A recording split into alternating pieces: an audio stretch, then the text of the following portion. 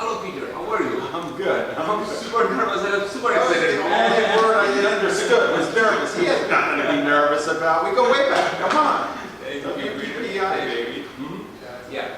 So Peter, I want to start. No, how do you start? How do you get in photography?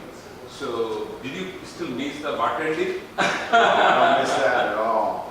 Yeah, I mean, I don't miss it. I felt like, well, I was immersed in New York doing acting and modeling, and I had to take headshots, and I had to do model test shoots, and I worked with a bunch of photographers, and I was bartending till 4 a.m., and I was like, this sucks. I need to figure out how to make other money other than this. This was not working. And then I just picked up a camera, and it was all trial and error for me. It was like just fooling around with it, just trying different things to try and figure out, you know, what it is that I wanted to shoot, how I wanted to shoot, how cameras work. I was shooting all film then, so I taught myself how to process everything and did all my own stuff. And then I started charging. And it was great. I mean, it was like I actually made a living in New York, charging for photography, shooting people, which was amazing, and it still is to this day. Yeah. So Peter, you spread energy. I saw the most energetic photographer that you are in my life. So you spread energy to the other people, lots of young photographers. How do you energize yourself? Oh, I mean, when I'm shooting, I think that the product energizes me. The act of setting a shot up with somebody else, because I'm a portrait guy. I don't shoot like I'll shoot anything. Like if you can make money at something, I put something in front of me that I can press the button and make money, I'll shoot it, believe me. And I started that way. I shot everything. But I really am into the people, like the people's faces, how they react to a camera, what's going on in their head while we're shooting. So it's that culmination and that effort that you put in with another human being that creates the energy. Because when you get a shebang, which is a killer shot, and I say shebang, I get excited. So that excitement goes with me when I teach. I just decided to teach, and I don't know. I was like, if I'm going to teach, I don't want people to fall asleep. I don't want to talk about shutter speeds and apertures and ISOs. I want to talk about the juice, like the real stuff, the interaction between me and my subject, how that unfolds and what happens throughout the course of the shoot to get the shot that you're going for. At the beginning of a shoot, you're going for something, right? You both want a good picture, right? I never had anybody come in here and say, excuse me, could you just, I know you're really good, but could you pull back? Could you just like not take a good picture of me? Like I don't need anything that great. And I'm like, I've never had that. Every single person wants a good picture of them. Why wouldn't they? And I want to take that picture, so we have to work together to do it. So I think that photographers have to take on this responsibility with their subject to understand that they are the ones that has to teach their subject how to do it. True. The subject can't do it without them. Right. And as a photographer, you can't do it without the subject. So if you don't do it Teamwork, together, right? it doesn't make Teamwork, sense. Yeah, it's absolutely teamwork. That's the scoop. That's cool. That's cool. So let us little bit know about the headshot crew. So now you have the crew all over the world. Yeah. Now you have the team member all over the world. Yeah. It's super exciting. So let us know a little bit. It's the coolest thing. About years ago, so I was shooting for about 7 years, 8 years, and I had this business, and people would call up, and back then I was charging like $1,100 a headshot, and people would call up and they'd be like, I need a headshot, and I'd say $1,100, it would click. I'd be like, that person needs a headshot though. Yeah. Well, what if I train somebody, do it cheaper, and then have them do it? So that was the premise behind it. Get other photographers to shoot in a similar style of what I do, and just be good headshot photographers. They don't have to shoot the way I do, but if they do, that's helpful too. And so I had a photographer doing it in New York, I had one doing it in Los Angeles, and then we started to grow it, and now I have photographers all over the world doing it. So it's called the Headshot Crew. And these are my associates. We have 74 associates that go through an approval process. Anybody can do it. Anybody can sign up. It's free to sign up for Headshot Crew. So if you go to headshotcrew.com, you sign up, you get your account, you get put on the map. You can see we've got over 11,000 photographers on it now. And then if you want to get into my coaching program, you get a video every week. You get on live with me. I do portfolio reviews. We have contests every month. It's a crazy, awesome And situation. you just had a workshop on the ship. Yeah. I mean, how cool the idea was. Yeah. I mean, We did the headshot cruise. So we went from New York to Bermuda. Wow. And if people go on my YouTube channel, Peter Hurley Photo on YouTube, you can see I'm doing a weekly episodic, these little videos. And right now the ones about the cruise are airing. So it's called Shebangin' with Hurley. And we're in episode 3 at the moment. Right now as this is being recorded. But people should go check that out. You can see what's going on. That's cool. So Peter, I know it's tough, but I would love to know which one is your favorite picture and why. I mean, if you tell me. Oh, it's easy. My favorite picture is this picture I took of this painter in. You saw that picture, Yeah, and I was on the set of Lost, and the way the circumstances unfolded to get that picture, I think that sometimes as photographers we're given gifts, and this was a gift to me. I was shooting this guy he was a painter on the set, and he was shooting this cave that had like the stalagmites and stalactites. I don't know which way they go. This, in a cave, and he was painting them. And so I set up in the cave to do this shoot, and then behind me came the producer of the show, and he tapped me on the shoulder, and the painter was like, "Shoot him. Find me later." I was like, "Okay."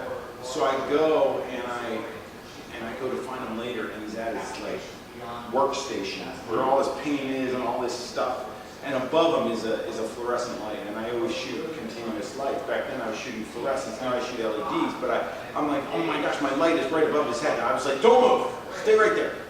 And this picture came out, and to this day, I just shot one that I really love about a month ago of the world's most famous sailor, but this picture to me is like the one that still wins. I love it. It's out. Did you see it? Yeah, I see that. I Yeah. see that from yeah. And I'll show you people also. Yeah. So nowadays you teach us photography to the young photographers. I mean, do you really enjoy, or you just think it's another profession? I mean, how does No, I love it. And I wouldn't do it if I didn't love it. I mean, it is a good source of income for me with the headshot crew and all my teaching. It allows me. My teaching is allowing me to travel. Yeah. It's allowing me to do stuff that I could have never done. I mean, for about 10 years, I was in the studio. I've been in this studio since 2008, so I've been here 8 years. But I was in another, and I was doing my thing. Nobody knew. I didn't know there was any teachers of photography out there. I never took a class. I took some Photoshop classes at ICP, and that was about it. So I never looked at I was like, first of all, little did I want to teach. I was afraid that anybody would find out how I did what I was doing. I was scared. I didn't want anybody to find out how I did this. And then one day the F-Stoppers guys came in here and they asked me to interview me. And can I interview you? Can we watch you shoot? And I was like, okay. And they came in and I freaked out a little bit that they were watching me because I didn't like being watched. And that video that they did got released, and then all these photographers started to contact me. And I was like, wow. And then, do you know Zach Aries? Yeah, of course. Zach was like, you gotta teach. Come on, you gotta teach headshots. Just teach. And I was like, I don't know how to teach. But then I was like, you know what, I might like it. I wouldn't mind helping people. And I think, to me, the biggest growing genre of portraiture right now is headshot photography. Everybody needs a good one. Everybody needs a good one. Yeah. Every social media platform has you do a profile shot. Everybody has to have a good one. Professional shots I used to shoot all actors, now I shoot all professionals. I mean, I shoot actors still, but not. I shoot way more corporate people these days actually than actors, which is interesting because I started out shooting only actors. But yeah, I fell in love with the teaching, and that is the reason why it continues to be one of my favorite things to do. I still think my base is all about shooting, so I shoot a ton. But I really like being able to run around the world and teach people. And my favorite thing is seeing my students rock it. Like one of my students told me what he made. He took my workshops, he took a couple of them, he got really serious, and he started his business, and he gave me his numbers that he made like in the first quarter of 2016, and it was huge. Like doing numbers that I do, and I was like, oh my gosh, so proud of these guys who, are thankful to me for teaching them something that, there was nobody to teach headshots when I started. If somebody had taught me the stuff that I knew now, I would have been a rock star like 15 years ago. Yeah. I mean, I was a rock star 15 years ago. I would have been more of a rock star 15 years ago. That is good. So Peter, what characteristics do you think must should have to a young photographer? I just want to be what characteristics is necessary for a young photographer, do you think? I think you have to be fearless. I mean, I think you have to really be persistent, and you have to go for things that you want. And a lot of people talk about my personality, like I teach and I have a big personality, and I get up and scream, I yell at my clients, and I tell them what to do, and I move them around. Some people don't have personalities like that. You have to figure out what your personality is and how you're gonna, you know, coach the person that's in front of you, or tell them what you want to do. If it's a portrait session, a portrait session to me is something where you're directing your subject, so you have to direct them somehow. And you could be the shyest person in the world, but if you're fearless and persistent, you can do whatever it is you need to do. So you don't have to have a huge personality, you just have to have this, whatever is in here that doesn't stop you. You can't be stopped by whatever you're scared of in here. And I believe anybody can do anything, because my goal was to be the best headshot photographer in New York when I started. I had no idea that if I accomplished that it would escalate to where it is now, where it's basically I wrote the definitive text on headshots, and now I have the book. Get me a book. Get me a book. You know, I wrote this book on the headshot, and now I have 11. There's no bigger community of headshot photographers and portrait people in the world than a headshot crew.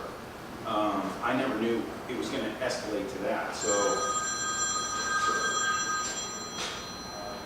hold on a second. Hi. What's up? Oh my gosh, she should be there. Did you call her? She didn't answer? Okay, love you, bye. Sorry. Yeah, so this you know, writing this was probably the hardest thing that I've done. This was like really hard. Like this took like couple years, and it was so much work. It just hammered me. But now that it's out, it's like I'm really proud of it. And the information that's covered in here isn't in any other photography book in the world. This is all about, this may say the headshot on it, but it's really about how you direct your subject and how, you know, you interact with them and how I do it. But it gives you the ideas for you to accomplish that. So I'm really proud of it. Just cool. Yeah.